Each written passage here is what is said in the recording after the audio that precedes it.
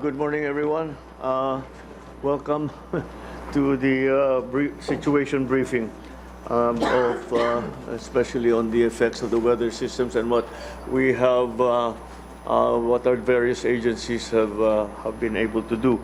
Well, the first part is, of course, to get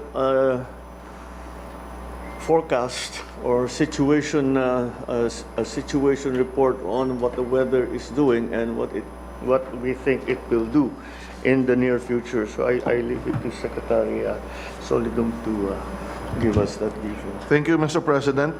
Next slide. Seen on the slide, Mr. President, are at least 3 weather systems affecting our weather in the country. To the northeast is Tropical Storm Dante moving at 15 kilometers per hour to the northwest and projected to be a tropical depression later on, several days from now. But what's happening now is pulling the southwest monsoon, affecting Visayas and Luzon. But the most immediate threat now for us would be the severe tropical storm Emong, which is 245 kilometers west of Bacnotan, La Union, with a wind speed of 110 kilometers per hour, and right now moving at southwest at 15 kilometers per hour. But later tonight, it will make a U-turn and pull in the southwest monsoon towards the north. Now, there is a low-pressure area further to the east, Mr. President, and we have to also prepare on how it will affect the monsoon later on in the Philippines. Next slide. This will be the track of Emong. It will move southwestward before turning northeastward in the next 24 hours. It will pass close to Pangasinan, possible landfall over Ilocos region tonight or tomorrow early morning, and will re-emerge over the Luzon Strait and may pass close to Babuyan Island on Saturday. Next slide. Because of the passage of Emong, we have raised the following storm signals. 1 in blue, signal 2 with gale force winds in yellow, and the parts of Pangasinan and La Union for signal number 3. Next slide. We also have warned for possible storm surges from 1 to 2 meters for the provinces of Batanes, Cagayan, Ilocos Norte, Ilocos Sur, La Union, Pangasinan, and Zambales. Next slide. For the forecast rainfall for today, you will note that there are 3 colors there: yellow from 50 to 100 millimeters for 24 hours, orange from 100 to 200 millimeters forecast for 24 hours, and that will include Metro Manila, and greater than 200 millimeters for 24 hours for those provinces in the western side of the Philippines. By tomorrow, the provinces in the Bicol region will not have much rain, but still the provinces towards the west of the country will still experience rain. But because Emong is moving northeastward by then, we will have increased rain in Ilocos Norte, Apayao, and Cagayan. And by Saturday, as the southwest monsoon is pulled towards the north by Emong, we will have yellow and orange rainfall forecast, and Metro Manila will have much less than 50 po. Next slide. Now for the tropical cyclone threat potential for the next 2 weeks, as both Dante and Emong will move, they will be close to each other but may not really join, as Dante will be a tropical depression, and the low pressure area to the east, which is number 1 on the upper graph, Mr. President, will be close to the Philippine area of responsibility, and we'll have to watch out if ever this will pull in the southwest monsoon. Next slide. Ito po yung updates natin sa dam. Ongoing po yung release ng water sa Ipo and Ambuklao and Binga, but the Ambuklao-Binga release will be caught by San Roque. So far, yun po yung situation natin, Mr. President. Next slide. Okay, yan po ang end, Mr. President. Thank you. Thank you for that forecast.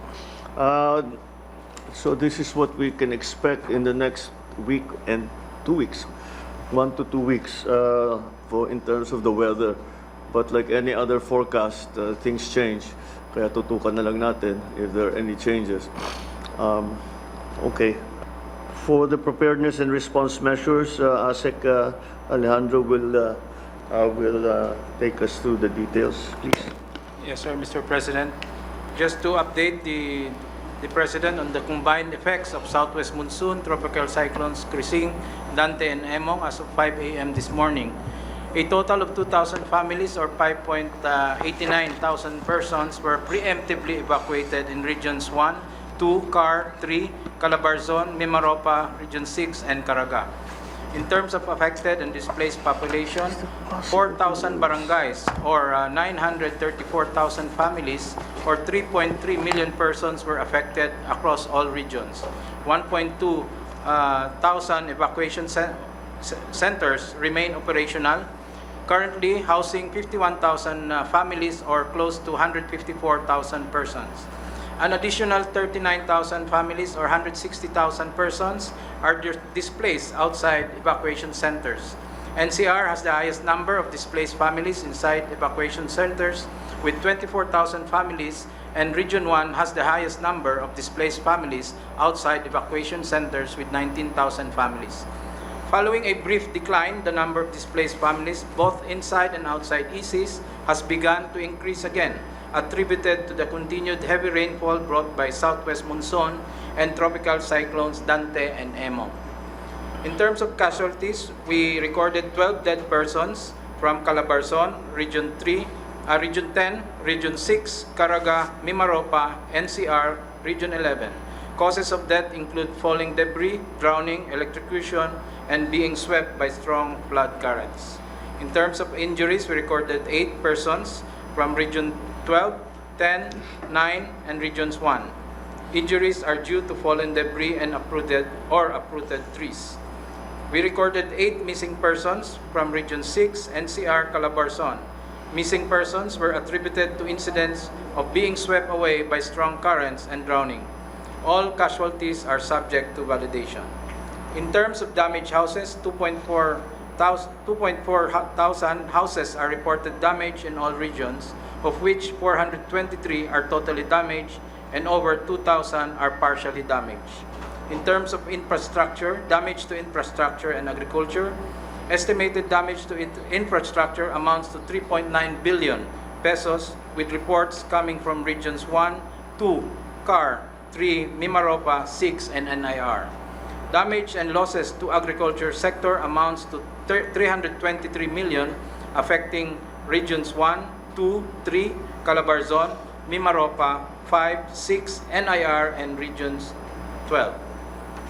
In terms of suspension of classes, 812 cities and municipalities suspended work in their respective AORs in Regions 1, 2, CAR, 3, NCR, Calabarzon, Mimaropa, 5, 6, and NIR. Over 1,000 cities and municipalities suspended classes in all regions except Region 11. On the status of lifelines, several cities and municipalities are still experiencing interruption in power supply, water supply, and communication lines. 104 road sections are currently impassable in Regions 1, CAR, 3, Calabarzon, Mimaropa, Region 6, and NIR. 14 bridges are not passable in Regions 1, 3, 6, 10, and BAR. In terms of flooding, based on the... One second, yung sa not passable, anong ibig sabihin niya? Sira o underwater o na some are landslide? underwater, sir, and landslide. How Due to about yung landslide. tulay? 14 is, when you say it's not possible, nasira na? Hindi naman, sir. It's due to So why is it not possible? Just level of flood, flooding, inabutan sir. na ng tubig. Yes, sir. Okay, go ahead. In terms of flooded barangays, based on the data from DILG as of 4 a.m. this morning, over 1,100 barangays remain flooded. More than 273 barangays are experiencing receding floodwaters, and 930 barangays have reported that floods have fully subsided. The majority of flooded areas are located in the western part of Luzon, due to the enhanced southwest monsoon. 40 cities and municipalities are declared under state of calamity in regions 1, 3, NCR, Calabarzon, Mimaropa, and 6. In terms of assistance provided, government agencies have provided over 181 million worth of assistance to affected families in regions 1, 2, CAR, 3, NCR, Calabarzon, Mimaropa, regions 5, 6, NIR, 9, 11, and 12. An additional 8.4 million worth of assistance was provided to augmentation support to responding LGUs and agencies in CAR and Mimaropa. That ends my short briefing, Mr. President. All right. So these are those who have been affected. We'll get to that, but before, I wanted to ask about the DepEd. What are we doing about the schools that are now full of evacuees? Anyway, let's do Rex's report first. Yes, sir. And then I want to do that, and I want to do also. Still thinking about the children, the health. Yes, sir. The healthcare. Okay, But anyway, sige, Rex, ikaw na muna. Thank you. Give us what you have been able to do so far. Thank you, Mr. President. We have a short presentation. We can pull it up. All right, next slide. Mr. President, I won't go through this slide anymore because it's covered by ASEC Rafi's presentation. Suffice to say, it just shows the number of affected barangays, number of affected families. But the next slide is more of our concern. Mr. President, at the moment, we have 1,192 open evacuation centers, 45,168 families inside the evacuation centers. Now, there's a slight difference in the number of ASEC Rafi and mine because it depends on the cutoff. We use the same base data, but sometimes we print it much later or he prints it much later. But give or take, Mr. President, it comes close to each other. Now, the next slide is the slide, Mr. President, that pertains to DSWD. We've already released since last Saturday 337,228 family food packs. At the moment, Mr. President, the requests are streaming in from various regions. We are looking at close to 600,000 requests. It will come close to our Karina numbers. So the pending requests right now sums up to 540,000, of which we've catered 337,000. Most of these requests, Mr. President, na hindi pa nakikater are new requests from LGUs. They're now starting to stream in kasi for the past couple of days, they've been very busy with their rescue operations. Mr. President, I'd like to point out and thank Secretary Mina because we got our fresh replenishment of quick response. That should keep our production centers running all throughout the typhoon, the next 3 typhoon season. So we're okay, Mr. President. The media has been asking if we have enough, given that there's a protracted number of storms coming in. The centers, when we started the Krising run, it was 3 million family food packs in our warehouse. We haven't stopped production, so we have more than enough to cover for the next couple of storms. Mr. President, that's the last slide. Etong nandito, these came from where? They were already forward position? Yes, Mr. President, they're coming from our regional warehouses already. Okay. And then we haven't stopped production in the Pasay site and in the Cebu site because we want to keep on replenishing their stockpile. There are 2 modes of the requests coming in from local government units. There are 2 modes of dispatching them. Some of them we deliver, some of them they pick up. So right. It's a joint effort already between the national government and the local government. But what we're assuring them is we have the goods, we just need to get it to them. And the balance of unprocessed came in yesterday evening. Most of the older requests have already been dispatched with. So the balance is how much? Mr. President, we're looking at another close to 300,000. 300,000. New requests are streaming in from NCR and Central Luzon. Malalaki na ho in requests because there are flooded areas in Camanava and then Pampanga and Bulacan. All the way down to Cavite pati. Yes, sir. Oh, okay. All right, so how are we transporting all of this? Mr. President, 2 ways. We have our own hauling services that we procured. Pero, kulang yun. but the LGUs are also helping us kasi meron talaga silang sariling capacities. Private sector like GCash has already pitched in. And then we would call OCD to deploy military or police equipment. For transportation. Yes, sir, to get it to the LGUs. Yeah, all right. And then the last mile, as you know, Mr. President, the LGUs take care of. Yeah, so LGUs talaga, well, LGUs I know already. It's just a question, ay maayos ang coordination ninyo ng, well, national governments, specifically DSWD, and the other relief agencies, but that also concerns DOH. So what we have, what we noticed was yung pinuntahan namin sa San Mateo and sa there's the congestion, so which immediately brings to mind the danger of infection that will be that will spread very, very quickly from one. So I'm glad to note though that each one that we went to had a health center, a clinic. And that is manned by what? How many people is that one team? So one clinic is manned by local government municipal health officer. Okay. Tapos we augment them with nurses and doctors. So pag nag-request sa amin ng local government, we deploy our health human resources. We've deployed about 1,000. So I think in Metro Manila, we have about 190 na dineploy. When we visited, Rex and I visited several evacuation centers, maayos yung clinic. Yung nabisita po natin, Mr. President, you're correct. Our number one consultation is respiratory infection. Yeah. So tama kayo, in that particular setting, mukhang overcrowded talaga yung Santa Ana gymnasium. We're luckier in the other evacuation centers. Families are placed in classrooms. Yeah. So in a classroom, there are only like 4 families. So hindi ganun ka high risk. So tama kayo, Mr. President. Nagpapadala ko doon sa regional director ko ng mga face mask, surgical mask. So at least if the kids have upper respiratory infection, ma-prevent by asking the kids with infection to wear the mask. Again, there has to be close coordination because hindi naman lahat ng doktor at saka nurse na nagmaman ng health center. Karamihan actually, we only supply, mostly we supply the medicines, whatever medical supplies. But it's distributed by the local healthcare workers at saka mga first responders.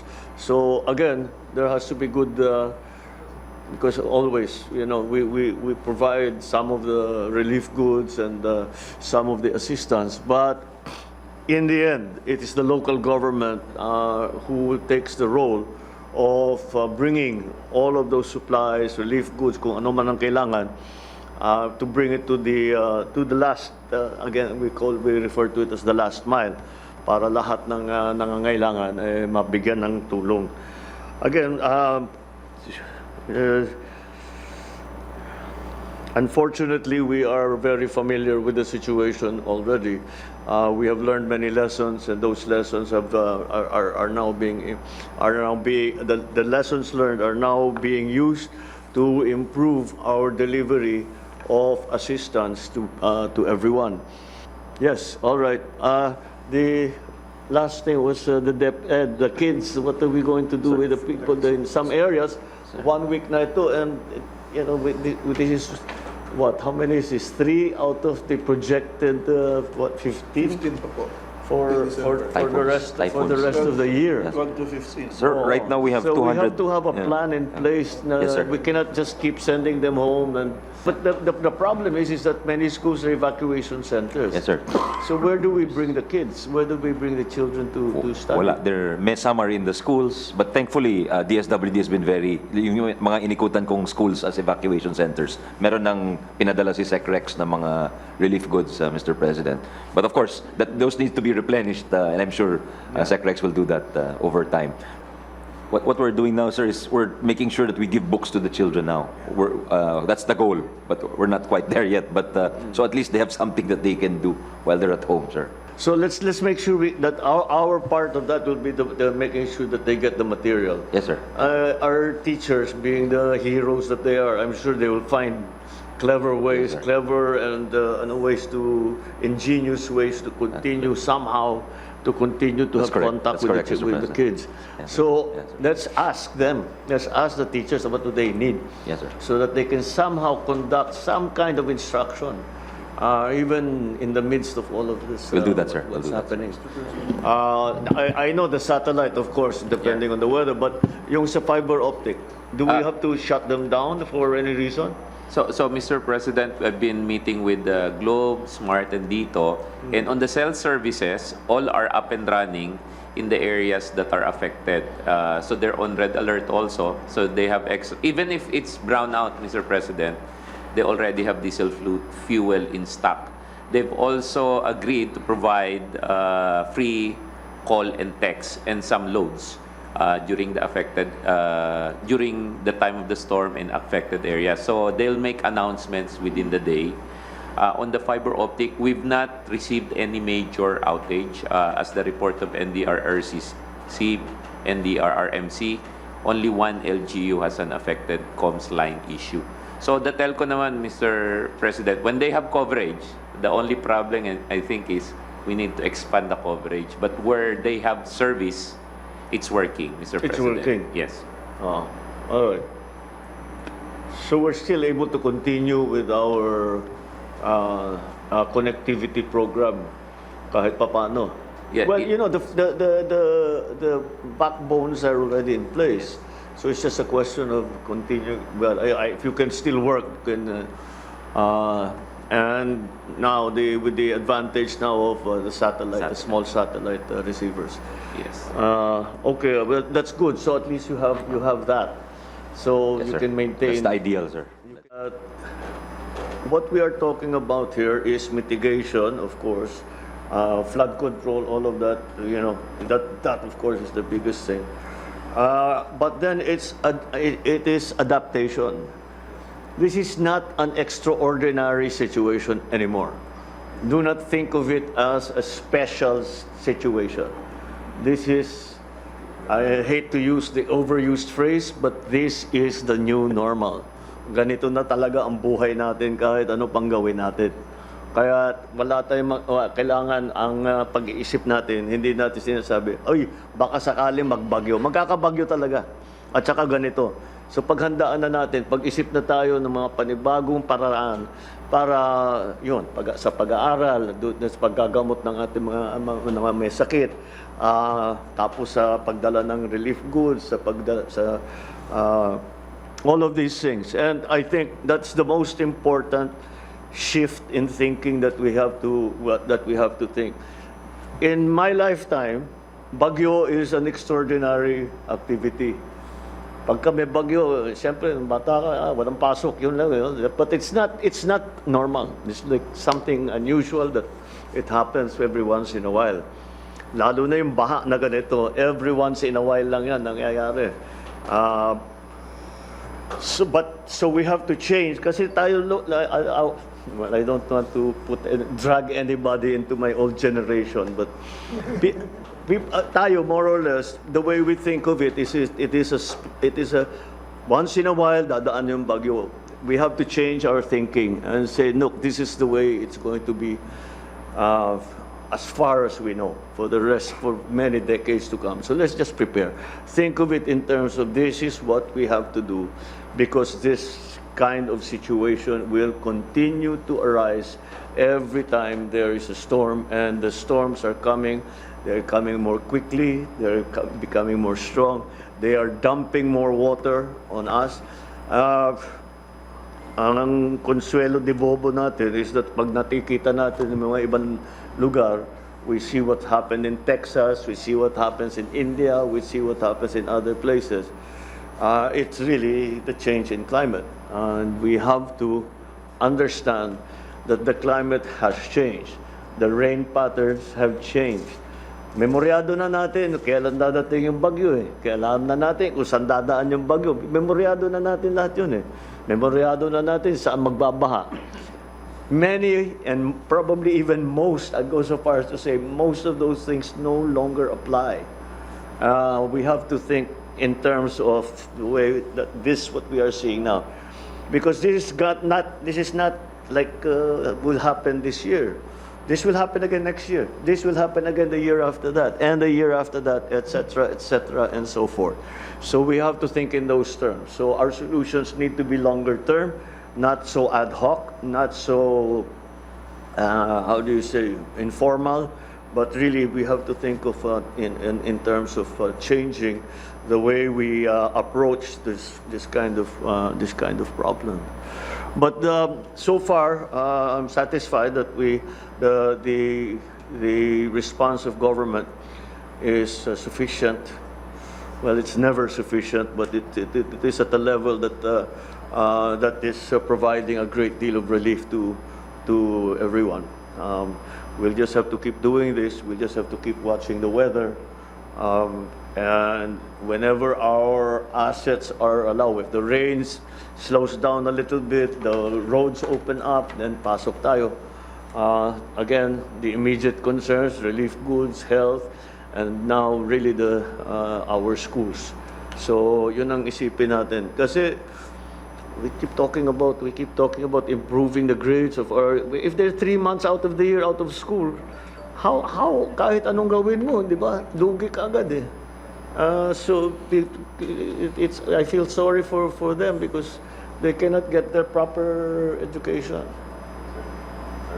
Yeah, yes. Sir, we made an announcement that we'll be implementing makeup classes on Saturdays, and we got severely bashed for that suggestion. But I'm standing by it, sir, because we need to do it also. We really need to do it, and it also it shifts the incentives kasi ngayon everyone is pressuring the local chief executive to suspend classes. They get bashed online. Alam ni ni Secretary Rex when he was mayor, he'll get so many messages, and if you don't, alam ni Governor John Vic, if you don't, diba, you will get bashed eh. Oh, tulog pa si Governor, tulog pa po si Mayor. So now we want to shift it. So they will not arbitrarily ask for that if they know they have to make it up on a Saturday, sir. Kasi ganun daw dati.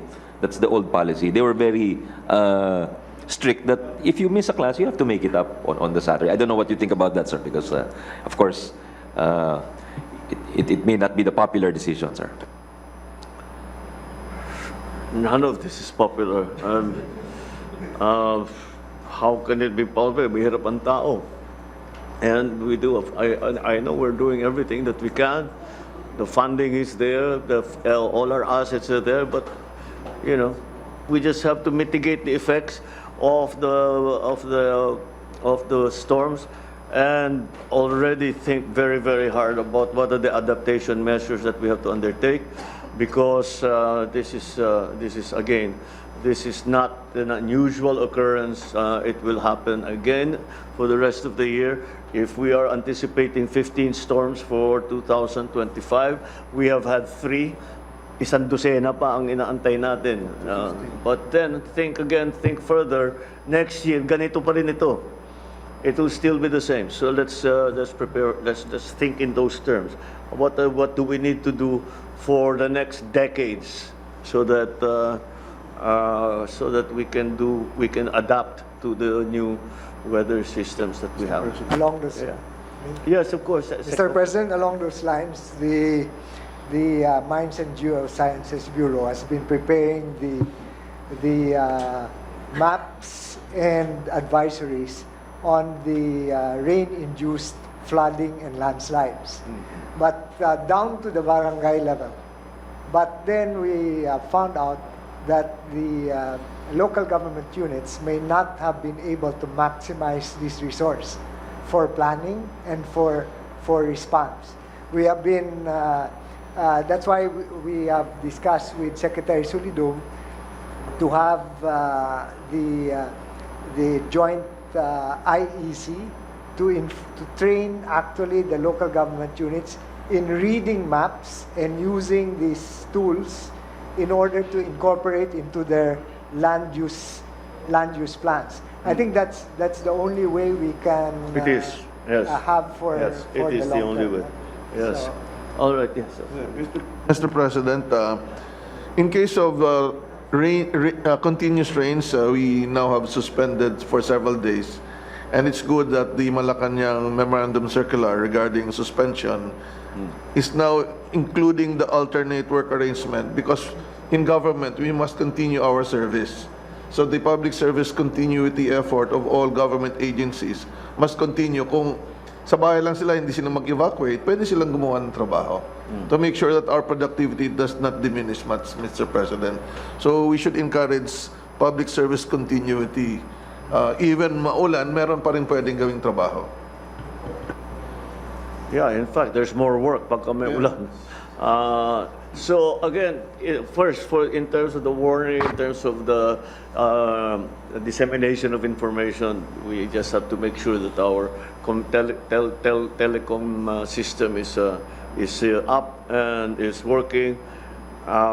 And pag-aralan na natin saan yung mga lugar na hindi natin naabutan that really needed to hear, to have the information, to have the let's prioritize, let's put them in the GIDA list already and prioritize them so that when this happens again, we don't have the same problem. Like we had those, like now, we will have isolated areas that they never got the bulletins, they never got the instructions, they weren't able to communicate to say, we need help, etc., etc. Mr. President, for areas where we still don't have telecoms, we have in the regions what we call the move units. These are heavy trucks with mobile, parang cell site na mobile, and satellite dish. So they're all mobilized. So far, they've not been deployed because the telcos naman are... Well, so the areas that have been hit this time generally have a good connectivity. Yes, Mr. President. So now, we will deploy them in the areas kasi nakabang sila dun sa mga lugar na baka bumagsak yung telco. But for the past few days, the telco's been able to keep their systems up and running. So we will deploy these move sets already to yung mga areas na wala talagang signal. So we can deploy them na, Mr. President. All right. Well, again, telecom is key. Connectivity is key. Even if the plans of DepEd, that will again depend on connectivity. So, in the more immediate, the more immediate concerns, ganun pa rin. So we can warn people that dumadaan diyan sa inyo, mukhang dadaan sa inyo yung bagyo, maghanda na kayo. Hindi mukhang dito dadaan, dito magbabaha. We can predict, so we can tell people, umiwas na kayo. Ilayo nyo na yung gamit ninyo o maghanap na kayo ng ibang pupuntahan muna for a while. So these are all the things that will help. This is the mitigation side of it. But we really have to put together a plan for the long-term adaptation part of the entire problem. That's probably the bigger. We'll just have to change the way we think. We just have everything is different from what it was in the last 40 years. Yeah, in the spirit of new normal, as you word it, the hospital facilities, I'd like to report, kahit walang pasok ang government, functional kami. We call it continuity of operations planning because health services have to continue. For nurses and health professionals that cannot go to the hospital, we provide free dormitories so they can stay already in the hospital para tuloy-tuloy ang services. So all our hospitals except the one in Malabon, yung San Lorenzo Ruiz na nabaha yung ground floor, functional sila. Most of the damages for health facilities are rural health units na very limited services naman. And I'm very happy our Secretary of Energy even called me asking about the hospitals that will need additional power in case the power goes down. So lifeline to, so maybe Secretary Garin can talk more about what they did to help our hospitals. Yeah, that brings us to the next critical service, that of power. How are we doing in the present situation? Sir, the only problem we have with power is the flooding. Kasi yung Meralco and all the ECs are fast naman. Meralco in minutes they can fix. But they cannot come in if there's still flooding. So there are still areas in Metro Manila. But compared to Monday and to today, sir, mga 20,000 yung start natin eh.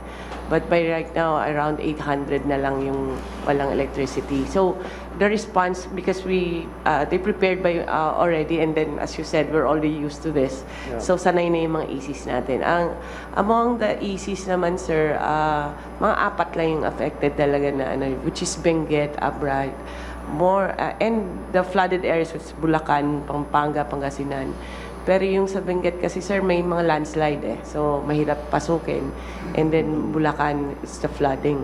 We're monitoring everything. Ang isa is the interagency coordination. For example, we had a problem with the aviation fuel. We were left with 1 day na lang, but we worked with the OTR to allow them to pass through NLEX, and that's worked out. Also with DOH, sir, we're checking. Ang ano din sa resiliency is we need to make sure that the hospitals na kahit mabaha yung first floor, yung equipment safe and functional. So we'll do that, sir. That's the lesson that we learned on this storm. And also coordination. I think we need to have more coordination with the DSWD because we were checking the areas, and so far isa lang naman yung nawalan ng power, and the provision of power in their packing center when Secretary, I think you only have until Thursday yata na genset doon. So we're providing more for your center, sir. So I think it's the interagency. We're working on that, sir. So we're meeting regularly naman, sir. But on power side, it's good pa naman, sir. Mr. President, I'll just jump in. We wanted to run the old equipment also. That's why we're using genset. But the repacking center is fully energized. We just installed it to the new equipment. We wanted to create another line. That's why we were asking for gensets for the old lines lang. Yeah. It's fixed. Thank you. So 1 hour ago. So that's just lang the best we can do right now is just make sure that DSWD and DOH can continue with their services, and we're coordinating with them naman, sir. But as to the service of the electric co-ops, there's no major damage kasi walang hangin eh. So flooding is the only problem we have, sir. All right. So, Okay. Mr. President, we have one health worker, barangay health worker in Mikawayan that died of electrocution. Heroic to, she went to the she's a 46-year-old. She went to the rural health unit to check on the equipment kasi nga mababasa. But she got electrocuted and died. So Sir, on that topic, I'd like to ask sana yung mga like through Secretary Mulya that the LG should inform yung kasi minsan hindi nila nakikita may flooding, so they can cut off the lines. Fortunately, the low-lying incident, well, still less than before, no? But I think the DSWD has been helping us on spreading the safety precautions. But I think the LG should also be aware, sir. Thank you. Mr. President, when it comes to that, I'd like to commend the OCD who was working very closely with the LGUs. Our points of information were spread very evenly. Our biggest problem really, sir, was the carelessness of the people. Of the 6 deaths that occurred, 3, sir, nagiinuman sa Rizal sa tabi ng ilog na before they knew it, tinangay na sila ng 2 doon, sir. Nagpustahan yung mga bata sa Malabon kung sino kayang lumangoy to the other side of the river. Tinangay rin sila. And one of them was a kid who fell in the creek while he was playing. So it's a lot really of beyond our control already. Sila na talaga ang it's a carelessness and lack of information maybe on our part. It's on what they shouldn't do. It's actually one of the pieces of information that we have to tell everyone that don't fool around with this thing. Because it can be very dangerous. We had the same problem in Ilocos. When the storms come, we tell people don't go in the water, but we have tourists. Pag sinasabihan sila ng mga mangingisda, wag kayong kami sanay kami diyan, kayo baka and we have casualties because of that. Hindi nakikinig. But we have to make that information known to people. This is very dangerous. You must take all of these things very, very seriously. That kind of activity can lead to the casualty, either injury or death. So mag-ingat sana sila. But again, it's just making sure that we, government, are doing everything that we can, and just keep pushing and pushing and pushing.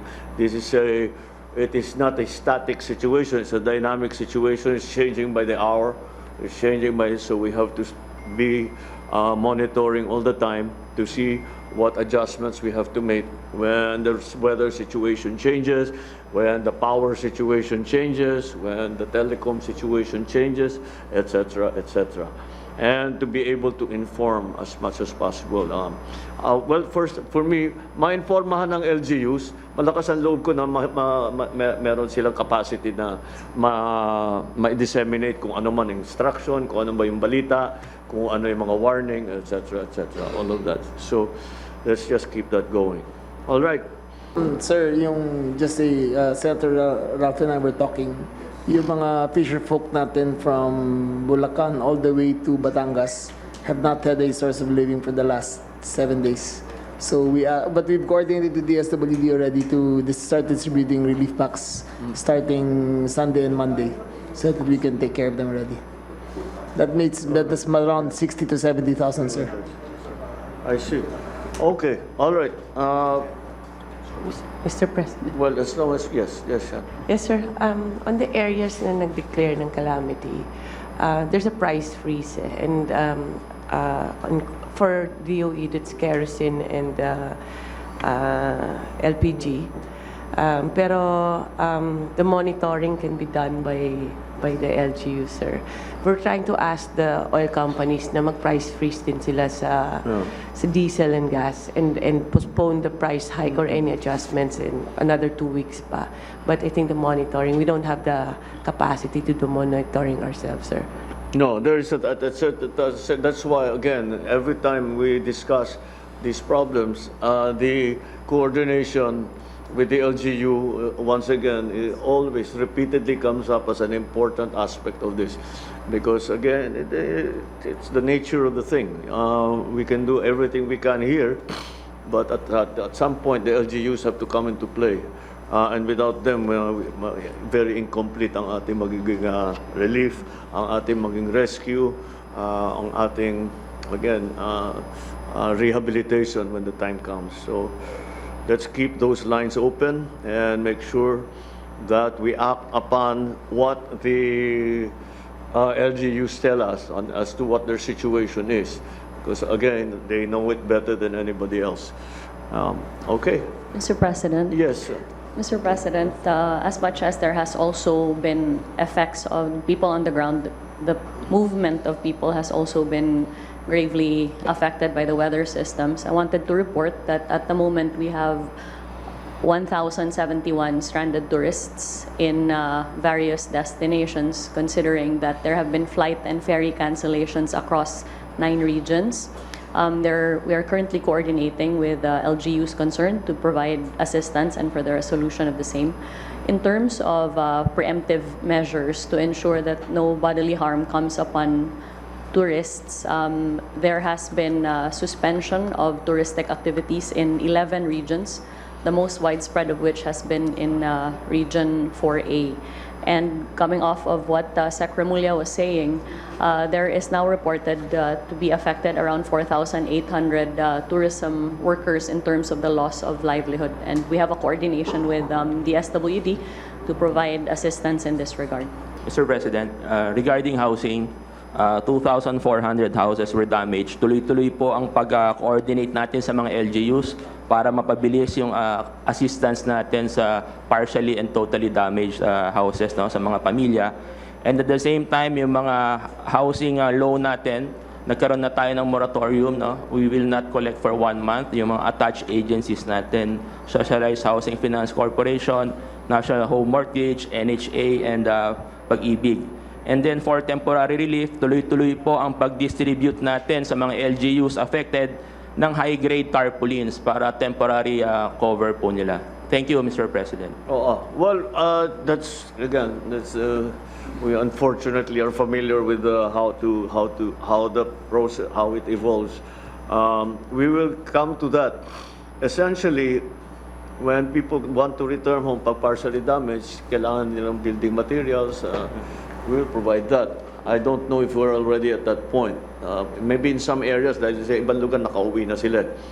and they will be able to assess the damage, and they will ask us we can provide what they need in terms of building materials, even temporary or more permanent down the road.